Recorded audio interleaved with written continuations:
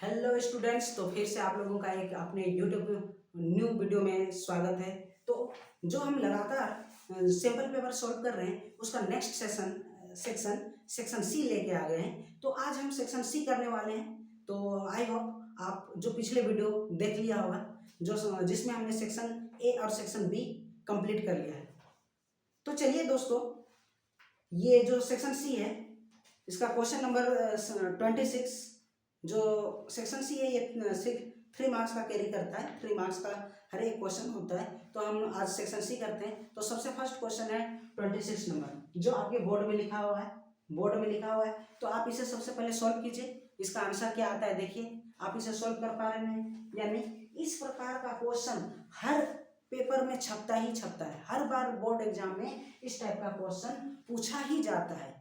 तो आप ये क्वेश्चन करके ही जाइए, छोड़िए मत, क्योंकि इससे ही आपका 3 मार्क्स क्वेश्चन का 3 मार्क्स बनने वाला है। तो देखिए इसे कैसे सॉल्व करना है। तो हमें प्रूव करना है कि √5 एक इरेशनल नंबर है। तो सबसे पहले हमें क्या करना होगा कि √5 को एक रेशनल नंबर में कंसिडर करना है। Let √5 is a rational number. जब ये रेशनल नंबर है तो हम इसे p बाई क्यू के फॉर्म में लिख सकते हैं। तो इसे लिखते हैं √5 इक्वल टू लिखते हैं p बाई क्यू के। अब इसे दोनों साइड क्या कर देंगे, स्क्वायर कर देंगे, स्क्वायरिंग बोथ साइड। जब स्क्वायरिंग बोथ साइड करेंगे तो आप देखिए √5 square p square Q square आएगा, स्क्वायरिंग बोथ साइड। जब दोनों साइड स्क्वायर करेंगे तो हमें ये मिलने वाला है। इसे सॉल्व कर लेते हैं, क्या आता है ये √5 का स्क्वायर 5, p का स्क्वायर p एंड q का स्क्वायर q। q को हम ये यहाँ पे ले लेंगे, इसे रीअरेंज करके आप लिख सकते हैं 5q square by p square and q square equal to आप इसे लिख सकते हैं p square by 5 square. That means अब इससे आप ये बता सकते हैं कि p square is divisible by 5। p square is divisible by 5. That means therefore p also be divisible by 5। जब p स्क्वायर 5 से डिविजिबल है, यानी p स्क्वायर 5 से डिवाइड होगा, भाग जाएगा, डिवाइड होगा, इसका मतलब यह है कि p भी 5 से डिवाइड होगा। यह 100% है, इसलिए यहाँ पे लिख रहे हैं p square is divisible by 5, therefore p also भी डिविजिबल बाय 5। अब हम ये यहाँ पे क्या करेंगे, नेक्स्ट यहाँ पे p इक्वल टू हम क्या ले लेंगे, p इक्वल टू 5r ले लेते हैं। लेट या सपोज कर लेंगे, यहाँ पे लिख लीजिए suppose p equal to 5r। Now p का वैल्यू हम क्या करेंगे, यहाँ पे पुट कर देंगे। कहाँ पे पुट करते हैं, यहाँ पे। इसे फर्स्ट इक्वेशन कर दीजिए, put the value of p in first equation. जब फर्स्ट इक्वेशन में p का वैल्यू पुट करते हैं तो देखिए यहाँ पे ये आ जाएगा 5q स्क्वायर एंड p की जगह हम लिखेंगे 5r का स्क्वायर। तो अब इसे हम 5q equal to 25r square लिख सकते हैं।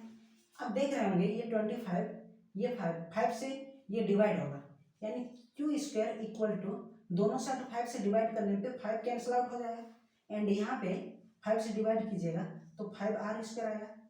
अब इसे आप लिख सकते हैं q square by 5 equal to r square.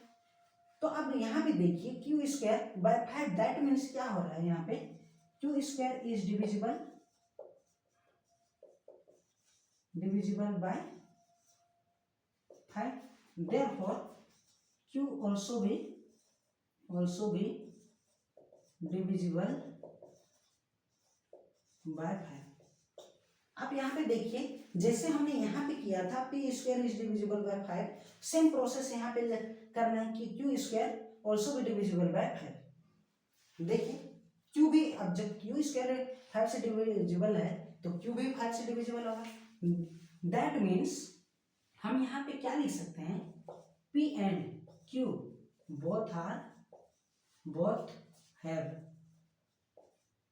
Same common factor, have common factor लिखिए, have common factor that is 5। So जब ये पी एंड क्यू के पास दोनों के पास कॉमन फैक्टर है तो हम क्या लिख सकते हैं कि जो हम एजम्पशन माने थे ये एक रेशनल नंबर नहीं है, ये इरेशनल नंबर है, क्योंकि रेशनल नंबर के पास कॉमन फैक्टर होना ही नहीं चाहिए। रेशनल नंबर जो पी, जिसे पी बाय क्यू के फॉर्म में लिख सकते हैं, उसके पास कोई कॉमन फैक्टर होना ही नहीं चाहिए। और हम यहाँ पे बता रहे हैं कि पी एंड क्यू दोनों के पास एक कॉमन फैक्टर है, दैट मीन्स हम यहाँ पे, तो इसके अकॉर्डिंग हम बता सकते हैं कि पी एंड क्यू के पास अगर कॉमन फैक्टर है तो ये √5 एक रेशनल नंबर नहीं होगा। That means so √5 is an irrational number, ये इरेशनल नंबर। बस ये आपको लिखना है। तो देखिए आप स्टेप वाइज देखिएगा तो आपको हौच पौच नहीं लगेगा। ये लाइन खींच लेते हैं यहाँ पे, ये तो इस टाइप से ये क्वेश्चन को सॉल्व करना था। इस टाइप का क्वेश्चन हमेशा आपका एग्जाम में बनता ही बनता है, तो ये क्वेश्चन को आप छोड़िए ही मत, इस टाइप का क्वेश्चन छोड़िए ही मत, अच्छे से करके जाइए, आपका 3 मार्क्स का क्वेश्चन कहीं जाएगा ही नहीं। तो चलिए नेक्स्ट क्वेश्चन करते हैं। तो स्टूडेंट्स 27 नंबर क्वेश्चन आपके पास है, आप इसे कॉपी में सॉल्व कीजिए, देखिए एंड जीरोज फाइंड आउट कीजिए। जीरोज फाइंड आउट करने के बाद हमें रिलेशन भी शो करना है, relationship between zeros and coefficient ये भी शो करना है। तो जो पॉलिनोमियल गिवन है ये x² - 5x + 6 है, x² - 5x + 6 है, इसका हम जीरोज फाइंड आउट कर लेंगे। जो क्या बोलते हैं, जो मिडिल टर्म को स्प्लिट करते हैं उस मेथड से हम इसका जीरोज फाइंड आउट कर लेते हैं। देखिए कैसे करना है। तो हम इसे, आप सबको पता होना चाहिए कि x² का कोफिशिएंट 1 है, तो 1 को 6 से मल्टीप्लाई करेंगे तो हमें 6 मिलेगा। तो 6 को हम किस प्रकार लिख सकते हैं, 6 को हम 6 × 1 लिख सकते हैं, 3 × 2 लिख सकते हैं।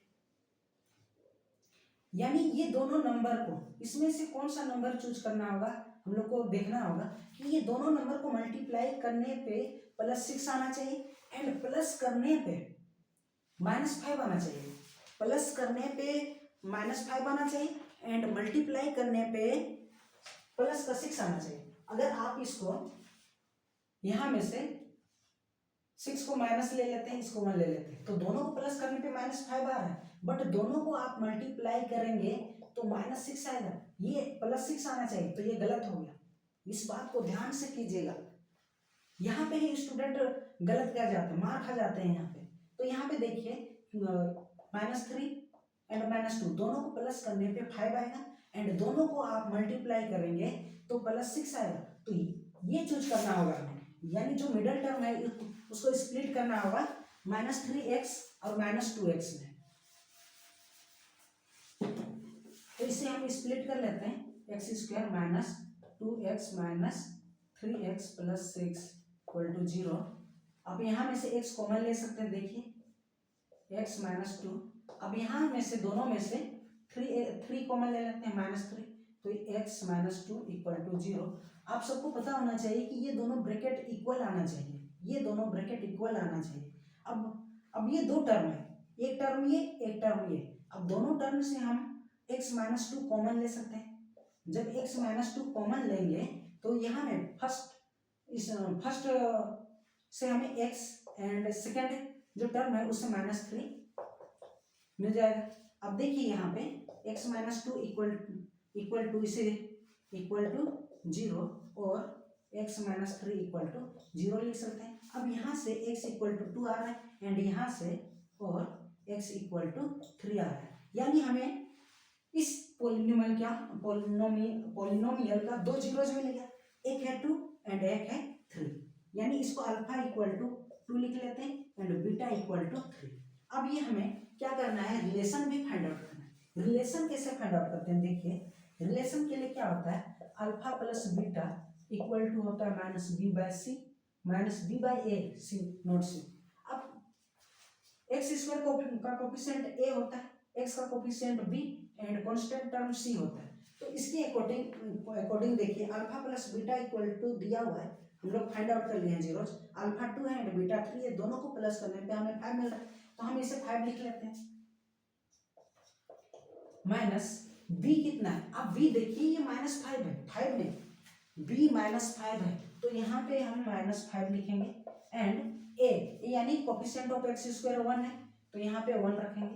तो देखिए 5 ये माइनस माइनस प्लस हो गया, दैट मीन्स दोनों ये LHS इक्वल टू RHS हो रहा है, दैट मीन्स ये वेरीफाई हो गया कि alpha plus beta equals to minus B by A, ये है वेरीफाइड हो गया। एंड हमें नेक्स्ट करना है alpha product of zeros alpha into beta equal to होता है सी बाई ए, सी यानी कांस्टेंट टर्म, ए यानी कोफिशिएंट ऑफ एक्स स्क्वायर। अब देखिए अल्फा इक्वल टू 2 है, बीटा इक्वल टू 3, दोनों को आप मल्टीप्लाई करेंगे तो हमें 6 मिलेगा। सी इक्वल टू दिया है 6 एंड ए इक्वल टू 1 है, दैट मीन्स यहाँ पे भी दोनों इक्वल आ रहे हैं। तो इस टाइप से आपको वेरीफाइड करना था relationship between zeros and coefficient को, इस प्रकार वेरीफाइड किया जाता है। तो ये आपका 3 मार्क्स का क्वेश्चन था, ये भी बहुत लेंदी नहीं है, बहुत ज़्यादा स्टेप में नहीं कि करना होता है, तो बस आपको यहाँ पे स्प्लिट करना होता है, स्प्लिट करके अल्फा एंड बीटा का वैल्यू फाइंड आउट करना है और ये अल्फा एंड बीटा का वैल्यू इधर आपको पुट करना है। इस टाइप से ये क्वेश्चन को सॉल्व किया जाता है। तो आई होप आपने इस क्वेश्चन को बनाने में जरूर इंजॉय किया होगा। तो चलिए नेक्स्ट क्वेश्चन देखते हैं हम। नेक्स्ट क्वेश्चन आपका 28 है।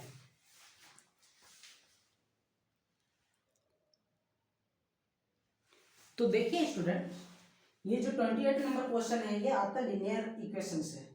तो लीनियर इक्वेशन में आपको 2 इक्वेशन गिवन है।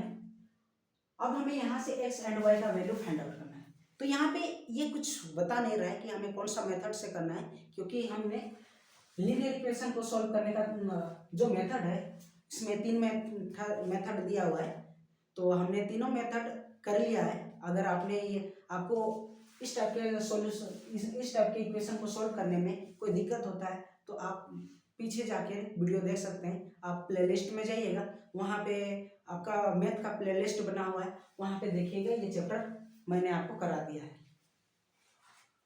तो इसे हम सॉल्व करते हैं एलिमिनेशन मेथड से, इसे सॉल्व करते हैं। तो एलिमिनेट करने के लिए हमें एक टर्म को इक्वल करना होगा। चलिए हम एक्स टर्म को इक्वल करते हैं। इक्वल करने के लिए क्या करना होगा, यह इसे फर्स्ट इस इक्वेशन को 43 से मल्टीप्लाई करना होगा, इसे 37 से मल्टीप्लाई करना होगा। चलिए देखते हैं क्या होता है।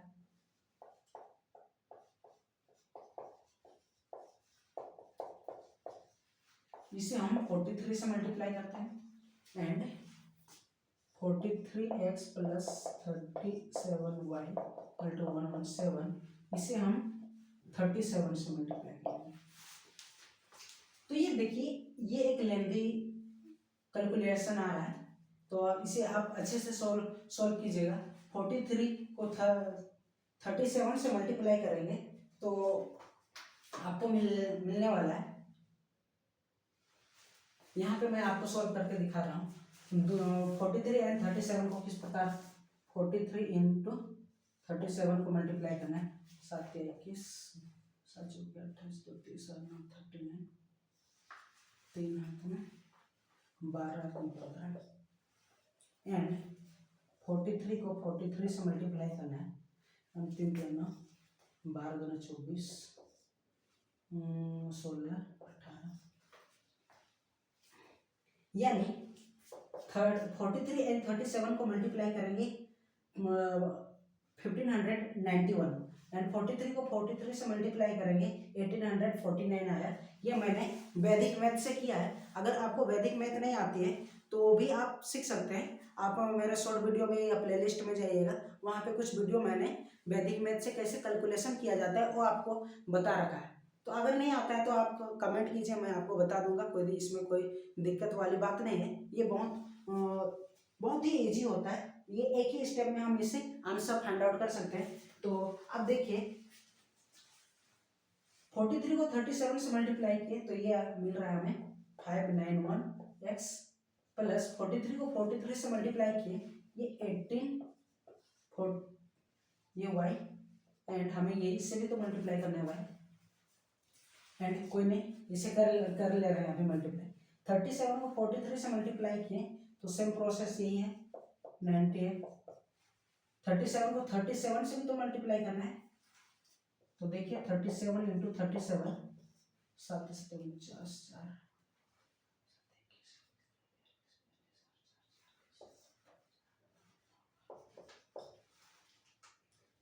तो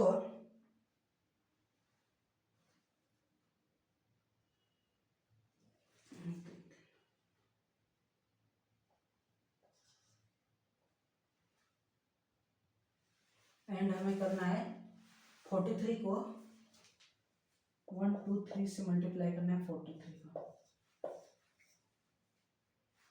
3 3 9 4 3 12 12 और 6 18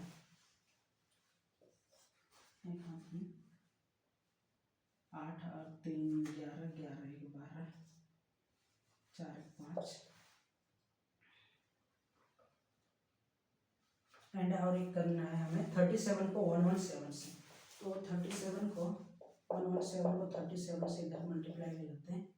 7 7 49 होता है 4 7 7 21 और 7 28 28 और 4 32 3 हाथ में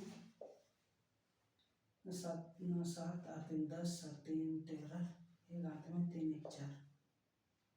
तो इस टाइप से हमने देखिए जितने भी क्वेश्चन थे उसको मैंने वैदिक मैथ से केवल एक ही स्टेप में आंसर फाइंड आउट कर लिया है। यदि आपको नहीं आता है तो आप सीख लीजिए, आपका कैलकुलेशन को बहुत ही शॉर्ट बना देगा, आपका मैथ नेक्स्ट लेवल पे चला जाएगा। जो कैलकुलेशन है ना वो आपका नेक्स्ट लेवल में चला जाएगा। तो मैं तो सजेस्ट करूंगा कि आप ये वैदिक मैथ सीख ही लीजिए, ताकि आपके हर एग्जाम में ये काम ही आएगा, आप बहुत तेजी से कैलकुलेट कर पाएंगे। तो 43 को 1 2 3 से मल्टीप्लाई किए तो ये मिला हमें 5289 एंड 37 को 37 से मल्टीप्लाई करने पे 1369 मिला y एंड 37 को 117 से मल्टीप्लाई किए तो 4329 मिला। तो ये कैलकुलेशन आया है। नीचे वाला पोर्शन को मैं मिटा दे रहा हूं। अब देखिए ये इक्वेशन को यहाँ पे लिख लेते हैं ताकि इजीली से एलिमिनेट कर पाए। 591x plus 1369y equal to 4329। इसे माइनस कर लेंगे तो आप देख रहे हैं ये वाला पोर्शन कैंसिल आउट हो रहा है, कैंसिल आउट हो रहा है। अब यहाँ में से आप देखिए इसको आराम से कैलकुलेट कर लीजिए कि इसमें कोई जल्दी हड़बड़ी वाली बात नहीं है। आप बस मिस्टेक नहीं होना चाहिए आपका। 9 से 9 की 0, 14 में 6 8, 7 में 3 4 यानी 480 मिल रहा है यहाँ पे। आप आराम से कैलकुलेशन कीजिएगा, इतना भी आराम से नहीं कि आप क्वेश्चन ही बनाते रहे, नहीं इतना भी आराम नहीं, लेकिन आपको इतना स्पीड करना है कि आपका आंसर गलत ना हो, क्योंकि गलत हो जाएगा तो फिर आपको जो सॉल्व किया है उसका क्या फायदा हो, आपको तो आंसर कम मिलने ही वाला नहीं। तो आप यहाँ में से देखिए 5289 में हम 4329 माइनस करेंगे। 9 में 9 कैंसिल 0 हो गए, 8 में 2 6, 12 में 6 माइनस कीजिएगा 9 यानी 960 आ रहा है 960। तो ये वाला पोर्शन को नीचे वाला को मैं मिटा देता हूँ। तो देखिए 480y इक्वल टू 90 मिला, 480 से डिवाइड कर देंगे तो आपको 2 आ रहा है, ये 2 टाइम आएगा। तो y का वैल्यू 2 आ रहा है। अब y का वैल्यू आप कहीं पे भी पुट कीजिए एंड x का वैल्यू फाइंड आउट कीजिए। तो देखिए कहीं पे भी पुट कर लेते हैं, यहाँ पे ही कर लेते हैं, चलिए कोई दिक्कत नहीं। 43x plus 37 into 2 equal to 117। 43x 37 को 2 से मल्टीप्लाई कीजिएगा 74 आएगा, 7 2 जा 4 और 6 and 7 74 equal to 117। 43 x equal to 117 में 74 माइनस हो जाएगा, 74 माइनस होगा तो 7 में 4 माइनस 3 एंड 11 में 7 4, यानी 43x इक्वल टू 43 मिल रहा है। तो x का वैल्यू आप यहाँ पे देख रहे होंगे 1 आ रहा है। तो इस टाइप से ये क्वेश्चन को सॉल्व करना था एंड हम x एंड y का वैल्यू फाइंड आउट कर लिए। तो इस टाइप से ये क्वेश्चन भी आपका कंप्लीट हो गया। तो जरूर आप वैदिक मैथ के माध्यम से, वैदिक मैथ के थ्रू कैसे कैलकुलेट किया जाता है, कैसे मल्टीप्लिकेशन किया जाता है 2 नंबर का 3 नंबर का, जरूर सीख लीजिए। आपको बहुत हेल्प करने वाला है ये कैलकुलेशन में। ये बहुत ज़्यादा टाइम आपका सेव करेगा, बहुत टाइम आपका बचा देता है। तो चलिए नेक्स्ट क्वेश्चन करते हैं।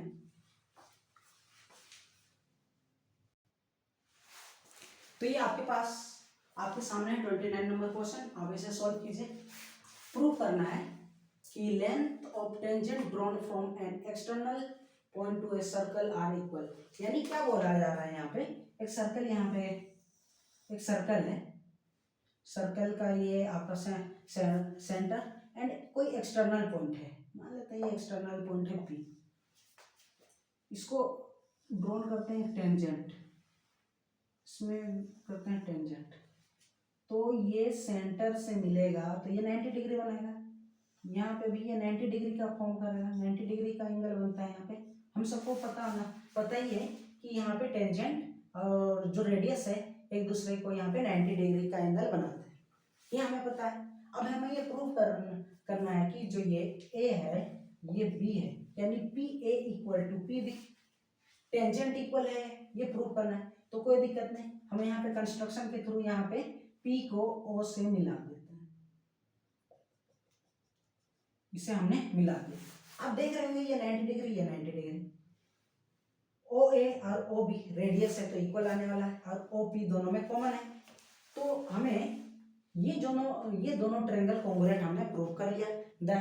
अगर हम ये दोनों को कॉन्ग्रुएंट प्रूव कर लिया तो हम ये बता सकते हैं कि जो करस्पॉन्डिंग पार्ट है वो इक्वल होता है, यानी PA इक्वल टू PB। इस टाइप से हम इसे लिखने वाले हैं। तो चलिए यहाँ पे लिखते हैं, गिवन में क्या है, गिवन में है कि P the external point of a circle, P is an external point of circle, okay. And हमें प्रूफ करना है क्या प्रूफ करना है, प्रूफ करना है कि tangent are equals that means PA must be equal to PB, ये प्रूफ करना है हमें। एंड कंस्ट्रक्शन हमने क्या किया है, कंस्ट्रक्शन में किया है ज्वाइन P को O से हम ज्वाइन कर दिए, प्रूफ करना है। अब ये फाइंड आउट कर लिए, ये फिगर बनाना है ये आपको। तो ये फिगर बना दिया है, तो आप यहाँ पे क्या लिखिएगा, in triangle AOP and triangle BOP, AOP and BOP में देखिए क्या क्या इक्वल है, जो इक्वल है उसे आप यहाँ पे मेंशन करते जाइए, लिखते जाइए। अब हम देख रहे हैं AOP ये ऊपर वाला ट्रायंगल ये, और BOP ये नीचे वाला ट्रायंगल है। तो ये जो एंगल है ऊपर वाला ट्रायंगल में A और B दोनों एंगल इक्वल है, तो आप इसे लिखिए PAO इक्वल टू PBO, इसको बता दीजिए ये 90 डिग्री है। And AO equal to BO, इसे बता दीजिए रेडियस जो लिखना है आप लिख लीजिए। PO इक्वल टू PO दोनों में कॉमन है, ये बता दीजिए। तो आप देखिए हमें कॉन्ग्रुएंट प्रूव करने के लिए भी 3 चीज का जरूरत होता है। यस, आप कोई तीनों एंगल इक्वल कर लीजिए, या RHS प्रूव कर लीजिए, या साइड एंगल साइड कर लीजिए।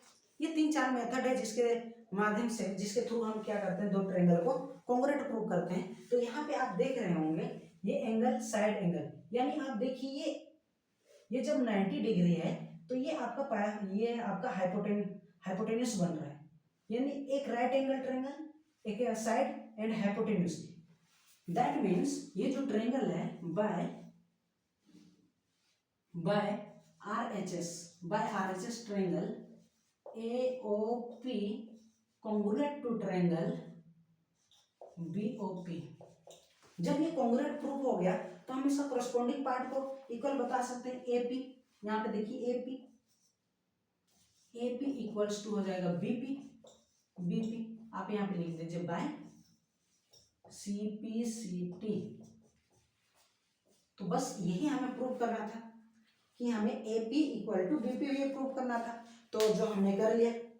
हमने यहाँ पे कॉन्ग्रुएंट प्रूव क्यों किया, सिमिलर क्यों नहीं किया, इस बात को आपको समझना बहुत जरूरी है, क्योंकि कॉन्ग्रुएंट में जो कॉरस्पॉन्डिंग पार्ट है वो इक्वल होता है। अगर आप कॉन्ग्रुएंट प्रूव कर रहे हैं तो कॉरस्पॉन्डिंग पार्ट इक्वल होगा, लेकिन यदि आप सिमिलर प्रूव कर रहे हैं तो जो कॉरस्पॉन्डिंग पार्ट होगा प्रोपोर्शनल होगा।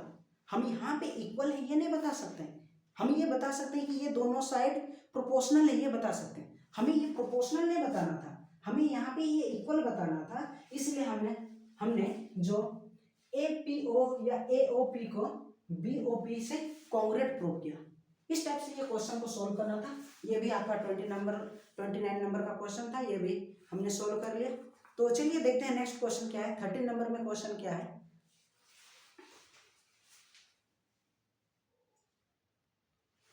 तो देखिए 30 नंबर क्वेश्चन ये ट्रिग्नोमेट्री से है। तो ट्रिग्नोमेट्री का ये क्वेश्चन है, ये लंबा चौड़ा देख के आपको डरना नहीं है, ये बहुत ही इजी क्वेश्चन है। लेकिन इसे सॉल्व करने के से पहले आपको जो फॉर्मूला है ट्रिग्नोमेट्री से रिलेटेड, जितने भी फॉर्मूला है उसको आपको याद करना होगा। जैसे कि sine square theta plus cos square theta equal to 1 होता है, cosec square theta minus cot theta equal to 1 होता है, sec square theta minus tan square theta equal to 1 होता है। इस टाइप से ये इक्वेशन, ये जो फॉर्मूला है इसे आपको याद करना होगा, तभी आप ये क्वेश्चन सॉल्व कर सकते हैं। अब देखिए यहाँ पे a प्लस बी का होल स्क्वायर है, ये a प्लस बी का होल स्क्वायर, इसे नॉर्मल कंसीडर कर सकते हैं। अब a प्लस बी का होल स्क्वायर उसको किस प्रकार से ओपन किया जाता है वो आपको पता है कि a प्लस बी का होल स्क्वायर इक्वल टू होता है a square plus B square plus 2ab। तो इसे हम एक्सपेंड करते हैं इस फॉर्मूला के, इस आइडेंटिटी के अकॉर्डिंग, और हमें प्रूव करना है कि ये दोनों का सम ये आने वाला है। तो देखते हैं ये a प्लस बी का होल स्क्वायर, तो a स्क्वायर यानी साइन स्क्वायर है, बी स्क्वायर यानी इसका स्क्वायर, ये कोसेक है स्क्वायर है, प्लस 2a आ जाएगा साइन ए, b आ जाएगा cosec A,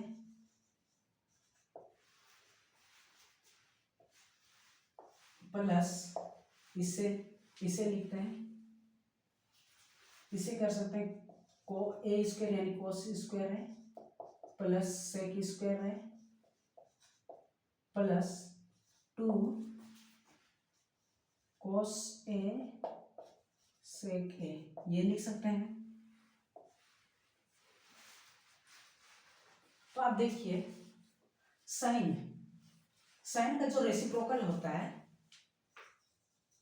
sign theta equal to 1 by cosec theta होता है। तो यहाँ पे हम कोसेक थीटा को हम क्या लिख सकते हैं, 1 बाय साइन लिख सकते हैं। अब देखिए यहाँ पे 1 बाय साइन लिख सकते हैं, तो ये कैंसिल आउट हो सकता है इजीली से।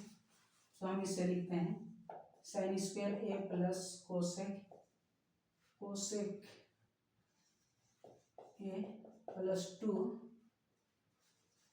साइन ए, इसे लिख सकते हैं 1 बाय साइन लिख सकते हैं साइन ए, तो ये कैंसिल आउट हो जाएगा, plus cos square A plus sec square A plus 2 cos A. अब कोस का देखिए cos theta equal to 1 by sec होता है, तो ये भी आपको ये पता होना चाहिए, तभी आप सॉल्व कर सकते हैं। तो सेक को हम क्या लिख सकते हैं, सेक को हम 1/cos लिख सकते हैं, 1/cos A लिख सकते हैं। तो आप यहाँ पे देख रहे हैं cos से cos कैंसल आउट हो जाएगा, यहाँ पे sin से sin कैंसल आउट हो जाएगा, तो हम इसे यहाँ पे ही कैंसल आउट कर लेते हैं, इसे हम कैंसल आउट कर लेते हैं। कैंसल ये जी साइन को साइन से डिवाइड होगा, दैट मीन्स 1 आएगा, 0 नहीं, 1 आएगा। cos को cos से डिवाइड करेंगे 1 आएगा, 0 नहीं। तो यहाँ पे 2 बच ही जाएगा, 2 बचा होगा यहाँ पे। तो आप देख रहे होंगे यहाँ पे, इसे रीअरेंज करेंगे तो sign square A plus cosec square A plus 2 plus आ रहा है, ये ब्रैकेट ओपन कर ले रहे हैं, कोस ए प्लस सेक ए प्लस 2। अब 2 को हम 4 लिख सकते हैं। Sine plus cos equal to 1, यहाँ पे sine square plus cos square equal to 1 है, तो हम साइन एंड कोस को एक जगह लिख लेते हैं, sine square plus cos square plus cosec square plus sec square plus 2 4, ये लिख लें। अब देखिए sine square plus cos square equal to 1 आएगा, तो इसे 1 लिख लेते हैं पूरा वैल्यू, प्लस कोसेक स्क्वायर को हम क्या लिख सकते हैं, कोसेक स्क्वायर को लिख सकते हैं 1 माइनस कोट स्क्वायर। आप वहाँ पे देखिए उसे कोसेक स्क्वायर को हम लिख सकते हैं 1 प्लस कोट स्क्वायर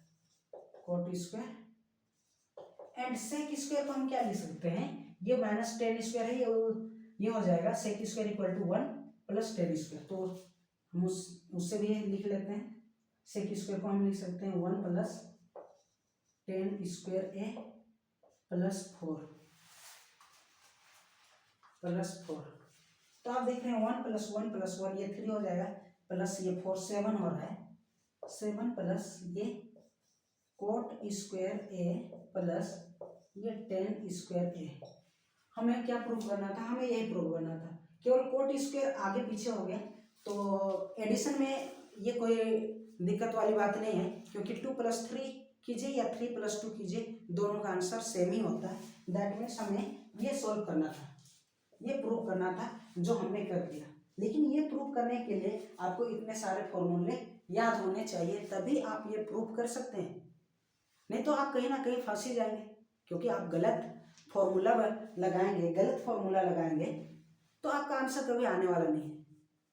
तो इसलिए ये जितने भी फॉर्मूला है उसे आप अच्छे से याद कीजिए, ताकि आपका आंसर इजीली आ जाए, आप इजी से इसे सॉल्व कर सकते हैं। आपको ट्रिग्नोमेट्रिक इसलिए हार्ड लगता है क्योंकि आपने ये जो फॉर्मूला है इसे कभी याद करने का ट्राई ही नहीं करते, याद भी करते हैं तो भूल जाते हैं। इसे लगातार याद करते रहिए, याद होगा। सबसे यही होता है, भूल जाता है, याद करता है, भूल जाता है। लेकिन आप इसे लगातार इसे देखते रहिए, रूबरू होते रहिए।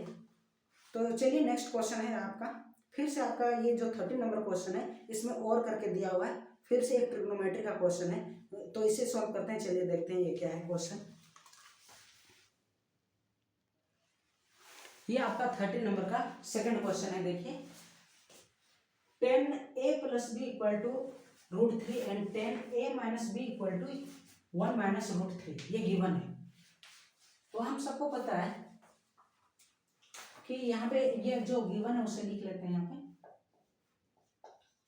10a + b = √3 दिया है, ये दिया हुआ है 10a - b = 1/√3। देखिए इसे सॉल्व करना है एंड a एंड b का वैल्यू फाइंड आउट करना है। यहाँ पे इंस्ट्रक्शन दिया कि जो a + b है ये 0 से बड़ा होना चाहिए एंड 90 से छोटा होना चाहिए, एंड हमें a and b find out करना है जहाँ पे a b से बड़ा है।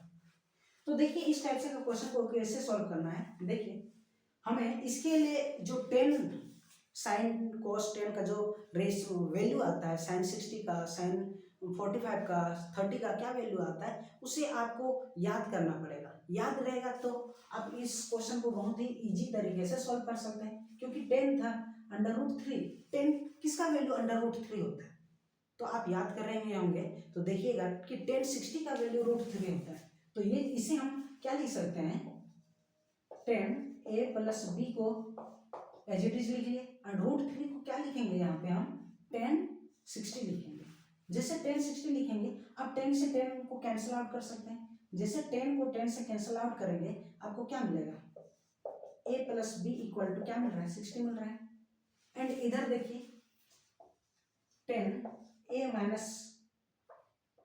माइनस बी इक्वल टू, आप याद करेंगे तो 10 किसका वैल्यू 1√3 होता है, 10 किसका वैल्यू 1/√3 होता है। तो आप याद करेंगे तो ये 1030 का वैल्यू होता है।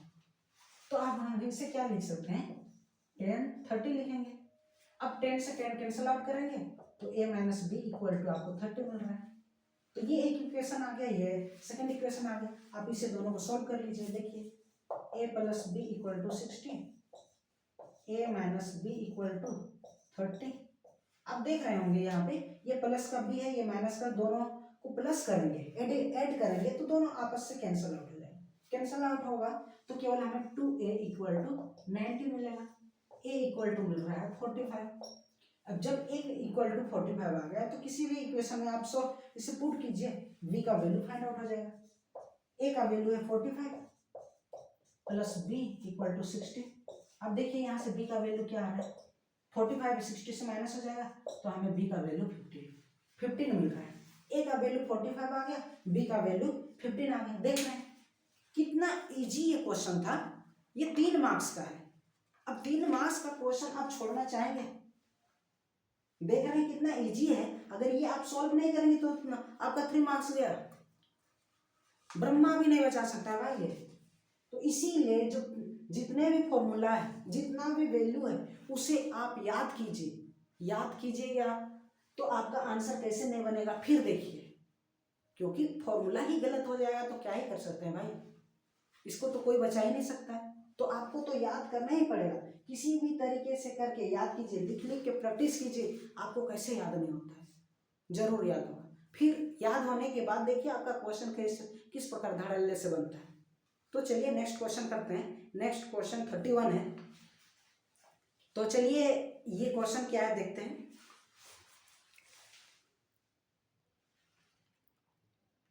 देखिए 30 number question, 31 number question, 31 number question क्या है, ये स्टैटिस्टिक्स से दिया हुआ है।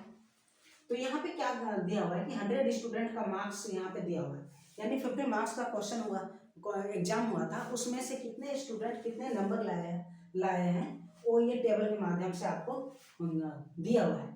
और हमें क्या फाइंड आउट करना है, हमें find the mean mark of the student. हमें मीन फाइंड आउट करना है, मीन फाइंड आउट करना है। तो हम इसे अरेंज करते हैं, स्टैटिक्स काटना है तो यहाँ पे करते हैं क्लास मार्क करते हैं, यहाँ पे क्लास मार्क,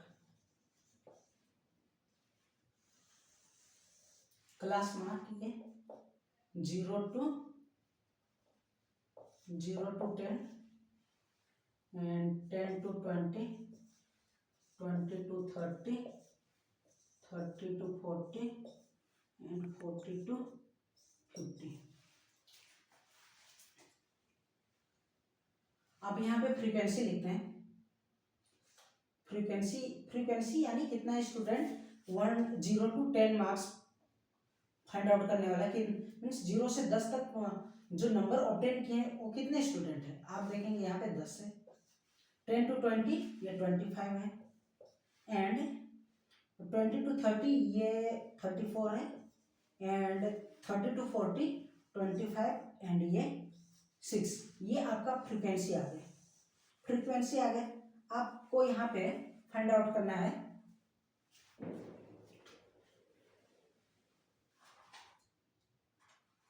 फिर ये मार्क्स है, क्लास मार्क, ये मार्क्स है। अब हमें यहाँ पे XI फाइंड आउट करना है। XI means class mark find out करना। क्लास मार्क यानी ये दोनों नंबर को, ये लोअर लिमिट है, ये अपर लिमिट है। लोअर लिमिट और अपर लिमिट को प्लस करके 2 से डिवाइड करने पे हमें क्लास मार्क फाइंड आउट होता है, उसे ही XI कहते हैं। XI यानी क्लास मार्क, यानी आप देख रहे होंगे यहाँ 0 + 10 को प्लस करने पे हमें 10 मिलेगा, 10 को जब आप 2 से डिवाइड करेंगे तो 5 मिलेगा। एंड 20 प्लस 30 ये लोअर लिमिट है, ये अपर लिमिट है, दोनों को प्लस कीजिएगा 30 आएगा, 30 को 2 से डिवाइड कीजिएगा 15 आएगा। आप तो देख रहे हैं यहाँ पे 10 का डिफरेंस है, तो नेक्स्ट वाला नंबर पे 10 का ही डिफरेंस होगा, आप ध्यान दीजिएगा इससे। 15 ये 25 आएगा, ये 35 आएगा, ये 45 आएगा। आप देख सकते हैं यहाँ पे 50 प्लस 40 90, 90 को 2 से डिवाइड कीजिएगा 45। अब हमें टोटल ये स्टूडेंट है 100, टोटल स्टूडेंट है यहाँ पे 100 गिवन है, ऊपर में भी 100 स्टूडेंट है, तो ये टोटल जो आएगा ये 100 आएगा, ध्यान दीजिएगा।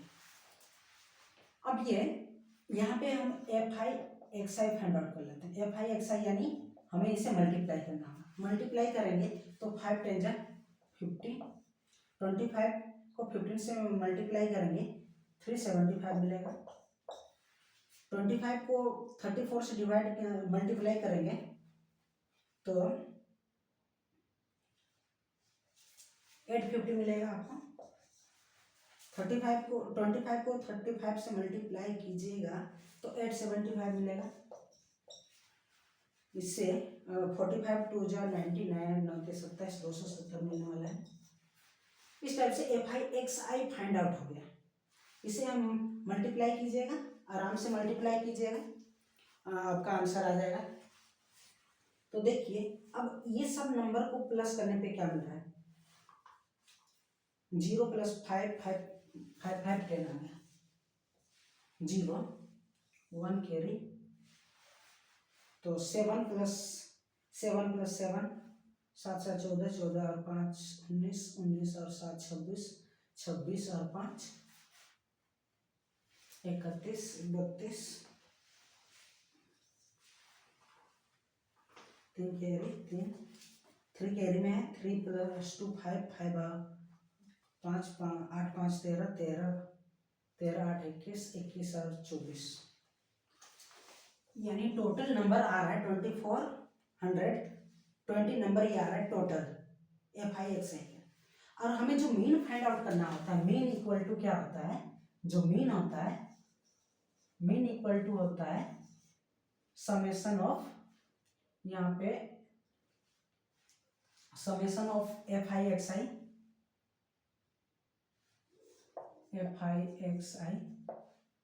यहाँ पे जो n है इक्वल बाय में करना है समेशन ऑफ FI। ये मीन का फॉर्मूला है, ये मीन का फॉर्मूला है। तो आप देख रहे होंगे FI/XI हमें मिल रहा है ये बाय जो टोटल FI आ रहा है ये 100 आ रहा है, तो आप इसे डिवाइड कीजिएगा तो देख लीजिए ये 24.20 आ रहा है। दैट मीन्स जो मीन है, mean marks of the student ये 24.2 मार्क्स है। तो इस टाइप से ये क्वेश्चन को सॉल्व करना था। ये क्वेश्चन भी बहुत कैलकुलेटिव होता है, आप इसे ध्यान से सॉल्व कीजिएगा, नहीं तो आपका जो आंसर है ये गलत आ गया तो पूरा आंसर आपका गलत आ जाएगा। तो यहाँ पे जो स्टेप मार्किंग होता है उसमें आपका नंबर कटने का चांसेस बनता है। तो इसलिए ये क्वेश्चन है, इसे इस टाइप से क्वेश्चन को आप आराम से कीजिएगा, कैलकुलेटिव होता है, ध्यान से कैलकुलेट कीजिएगा, कहीं पे मिस्टेक नहीं होना चाहिए ताकि आपका फुल मार्क्स मिले। तो इस टाइप से आज हमने जो सेक्शन सी था उसे भी सॉल्व कर लिया। अब केवल ये सेक्शन डी बचता है। सेक्शन डी में आपका केवल 7 to 8 क्वेश्चन है, तो इसे हम नेक्स्ट वीडियो के माध्यम से नेक्स्ट वीडियो में कर लेंगे। तो आज के लिए इतना ही। आप अपना पढ़ाई करते रहिए और आप अपने बेहतर करते रहिए। जितने भी फॉर्मूला याद करना है उसे आप याद कीजिए ताकि आपका जो कैलकुलेशन है, जो आपका एक्यूरेसी है वो आपका इंक्रीज हो। तो चलिए इतना ही आज, और हम अपने वीडियो को अंत करते हैं। जय हिंद।